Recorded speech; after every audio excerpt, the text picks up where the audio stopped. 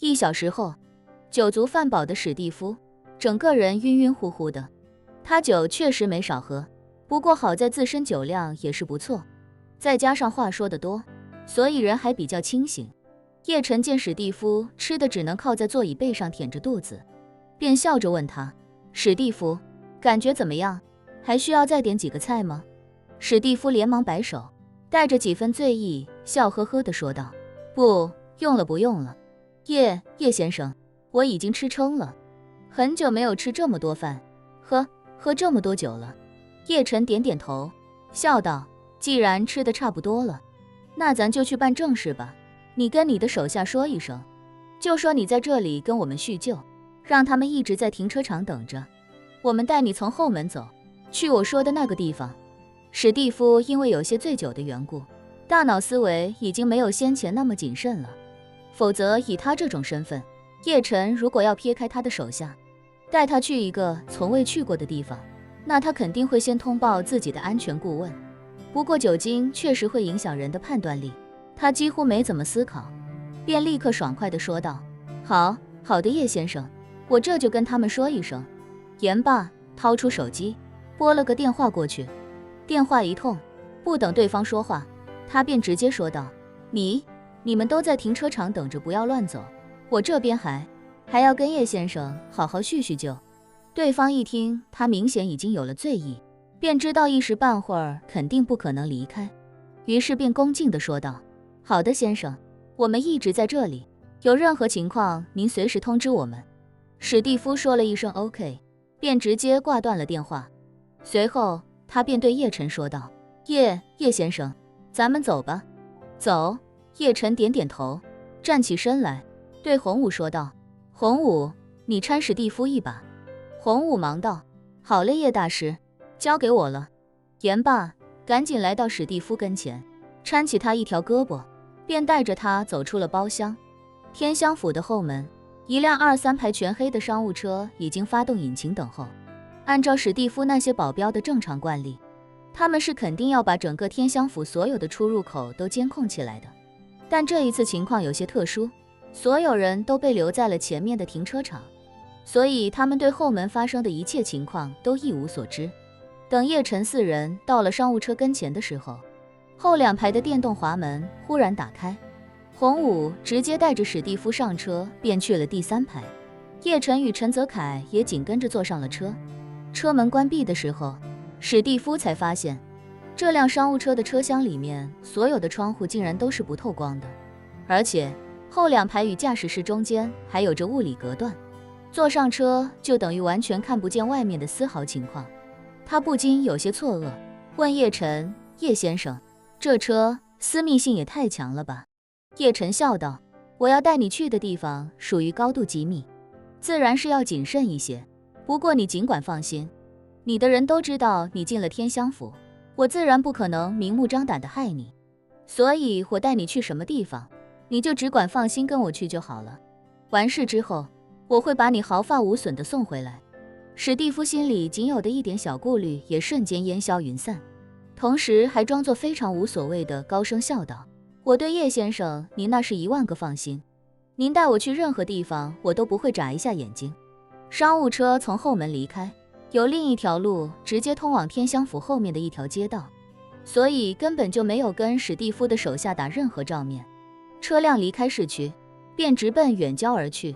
养狗场这种地方因为噪音和异味的问题，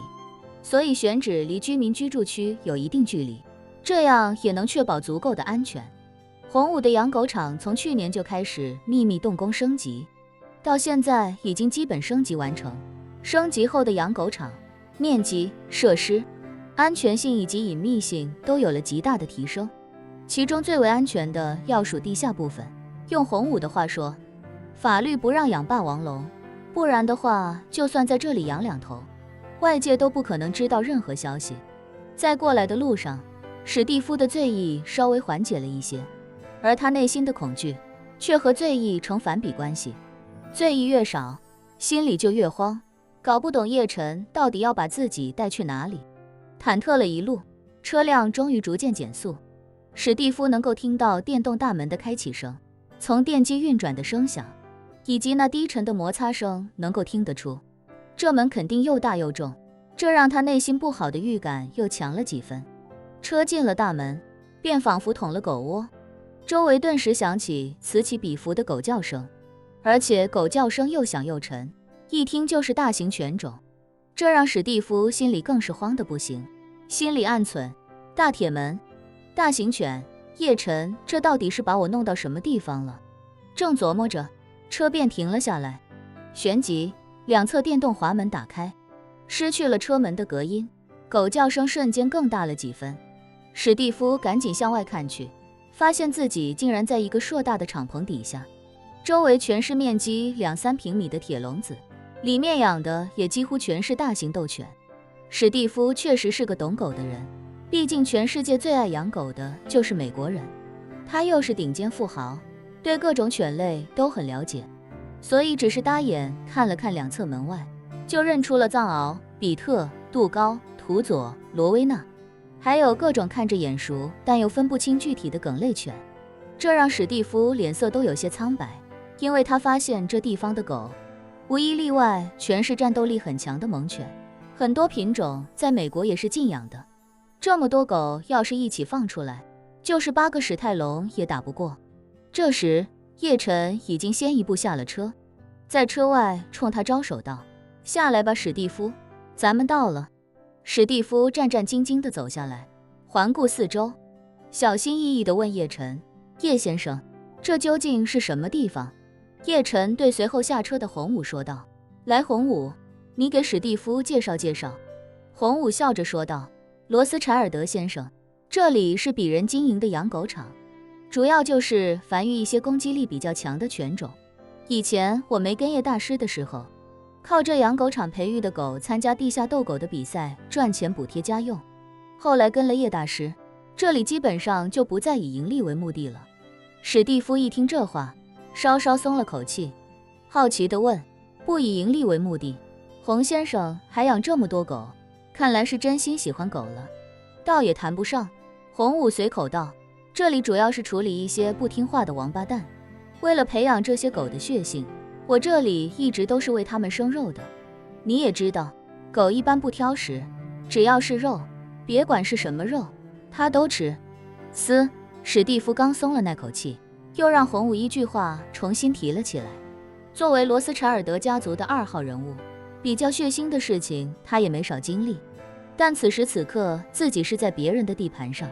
而且身边连个保镖都没有，再听洪武这么说，自然惶恐得很。洪武这时候来了兴致，指着这些恶犬，对史蒂夫说道：我告诉你，这些狗啊，好用得很。说着，他故意凑近了史蒂夫，笑着说道：有时候我看你们美国人拍的黑帮片都干着急，那些人抓住对方的手下，逼问对方信息的时候，就只会不停地用拳头打，一边打一边问你说不说，你说不说，手段太低端。其实只要弄几条这样的狗，把它们饿上1天，然后把要审的家伙扒光了，上半身套一个铁桶，再戴一个摩托车头盔，下半身什么都不穿，直接跟这些狗关在一起，只要他不交代，狗会把他2条腿和裤裆里的东西都咬光，但一时半会又死不了。用这个办法，你说谁能挺过去？嘶！史蒂夫吓得当下一紧，紧张地说道：洪先生果然好手段。一旁的叶晨见他已经有些乱了阵脚，便笑着说道：史蒂夫，你不用害怕，我带你来这里主要是参观参观，不会对你有任何威胁，你尽管放心。史蒂夫长出一口气，心里不禁埋怨，你下次能不能早点说，我的括约肌都差点让杏红下松弛。身边的洪武嘿嘿一笑，指着不远处的厂房，笑着说道：史蒂夫先生，这一层主要是给外人看的，好玩的其实都在下面一层。下面一层，史蒂夫指了指脚下，好奇地问：这下面还有？对，洪武点点头，道：下面都是新建的。叶晨也笑道：是啊，史蒂夫，下面一层才好玩，走，咱们一起去看看。好好好。史蒂夫见叶晨没有害自己的心，也就没之前那么恐惧了。虽然他搞不懂叶晨为什么要带自己来参观一个养狗场，但只要对自己没威胁，那自己就把心放在肚子里，客随主便地跟着他走就是了。于是一行4人便在洪武的带领下，迈步走向敞篷尽头处的房子。那对卑鄙阴险的霍格维茨父子已经在这里生活了很长时间。儿子沃尔特因为肾衰，所以一直靠着透析维持生命。老头子被囚禁的同时，还要担当儿子的护工，父子2人可以说过得相当惨。刚进来的时候，父子俩还盼着霍格维茨甚至罗斯柴尔德家族的人能来营救自己。可是等来等去，没等到神兵天降，而洪武的养狗场反倒是越升级越隐蔽，越升级越坚固。他们也逐渐放弃了这不切实际的幻想，只想着在这里苟活下去。此时的沃尔特刚刚做完透析，虚弱地躺在病床上，吃完了父亲喂给他的白粥。在这里劳作的小林家族2少爷小林次郎正推车一辆小推车走过来，开口问道：嘿，霍格维茨先生们，吃完饭就把餐具拿过来吧。沃尔特的老父亲赶紧将餐具拿到铁栅栏边上，待小林次郎过来之后，将餐具丢进回收用的塑料桶内。小林次郎正要走，沃尔特的父亲连忙说道：小林先生，等一等。小林次郎问他：有事吗？沃尔特的父亲有些哀求地说道：小林先生，明天是我儿子的生日，不知道能不能让管事的给他订一个蛋糕。说完，他又赶紧补充道：不用很大的，就普通的纸杯蛋糕就可以。他已经很久没吃过蛋糕了。病床上的沃尔特也一脸期待地看向小林次郎，希望能够得到他的同意。小林次郎哼笑一声，就沃尔特那种阴险狡诈、歹毒龌龊的王八蛋，能活着就已经不错了，还想吃蛋糕，吃屎都比这容易些。沃尔特的父亲表情十分尴尬地说道：小林先生，沃尔特他已经为他的错误行为付出了代价，你就不要再用这个攻击羞辱他了。小林次郎撇撇嘴：你不提出非分的要求，我又怎么会羞辱他？沃尔特的父亲面红耳赤地争论道：可你不也是因为犯了错才被关在这里的吗？上次叶先生来的时候，不但给了你啤酒，还允许别人给你准备色情杂志。我儿子过生日只想要1块几美元的纸杯蛋糕，这个要求难道很过分吗？小林次郎冷笑道：我能得到啤酒和杂志，是因为我的认错态度良好，并且一直在努力工作。你们呢？你们有什么贡献吗？不但没有贡献，你那个没用的儿子还要消耗透析的设备和药品。叶大师没找你们要医疗费就已经很给你们面子了，你还舔着脸想吃蛋糕。沃尔特的父亲一下子无言以对，只好说道：不好意思，小林先生，刚才的事就当我没说。小林次郎冷哼道：这种屁话以后也不要再说了。言罢便迈步要走。与此同时，叶晨与史蒂夫一行4人已经来到地面那栋房子里。刚进大厅，一条打开状态的暗道便出现在房间靠墙的那一侧。整个暗道采用电动翻起的上盖设计，而上盖便是与房间里一样，并且能完全对齐缝隙的地砖。旁边还摆着一张与盖子差不多大小的3人位沙发，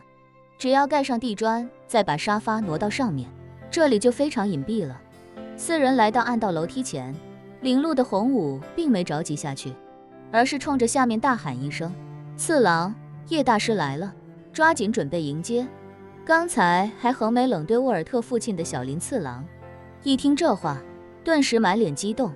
连忙高声喊道：叶大师，五爷稍等，次郎这就来了。